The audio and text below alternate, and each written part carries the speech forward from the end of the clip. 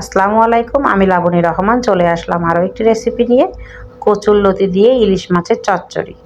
চলুন শুরু করা যাক। আমি প্রথমে কচুরলতিগুলো কেটে পরিষ্কার করে ধুয়ে নিয়েছি। তারপরে আমি ফ্রাই প্যানে তেল দিয়ে, আমি এটা সরিষার তেল দিয়ে রান্না করব।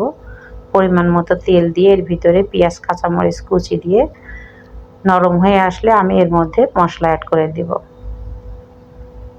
দিয়ে দিয়েছি এর মধ্যে মশলা, পেঁয়াজ বাটা, আদা রসুন বাটা, জিরা বাটা, হলুদের গুঁড়া, ঝালের গুঁড়া, দিয়েছি স্বাদ মতো লবণ। দিয়ে মশলাটা আমি সামান্য একটু পানি দিয়ে কষিয়ে নিব। মশলা থেকে যখন তেল ছেড়ে দিবে আমি এর মধ্যে পরিষ্কার করে রাখা কচুরলতিগুলো দিয়ে ভালো করে আমি কষিয়ে নিব। মশলা থেকে তেল ছেড়ে আসলে তারপরে আমি কচুরলতিগুলো দিয়ে দিলাম। কচুরলতি দিয়ে ভালো করে কষিয়ে নিব।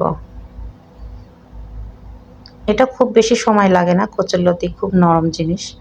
ঢাকনা দিয়ে ঢেকে আমি কিছুক্ষণ জাল করব, তারপর ঢাকনাটি ঢেকে আমি আবার নেড়ে দিব।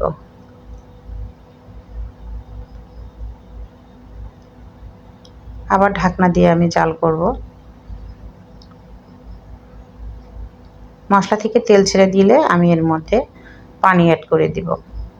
প্রথমে আমি কচুরলতিগুলোর ভিতরে ইলিশ মাছ দিয়ে আমি কিছুক্ষণ আবার কষিয়ে নিব।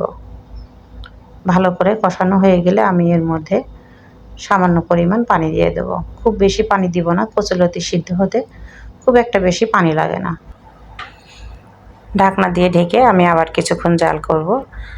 পানি শুকিয়ে এলে নামিয়ে ফেলবো। হয়ে গেল আমার কচুরলতি দিয়ে ইলিশ মাছের চচ্চড়ি। এই গরমকালে ঠান্ডা সবজি কচুরলতি খেতে ভালোই লাগে। গরম গরম ভাতের সাথে পরিবেশন করুন কচুরলতির চচ্চড়ি। আমার ভিডিওটা যদি আপনাদের ভালো লেগে থাকে তাহলে like, comment, share and subscribe করে দিবেন। ভালো থাকুন, সুস্থ থাকুন। আল্লাহ হাফেজ।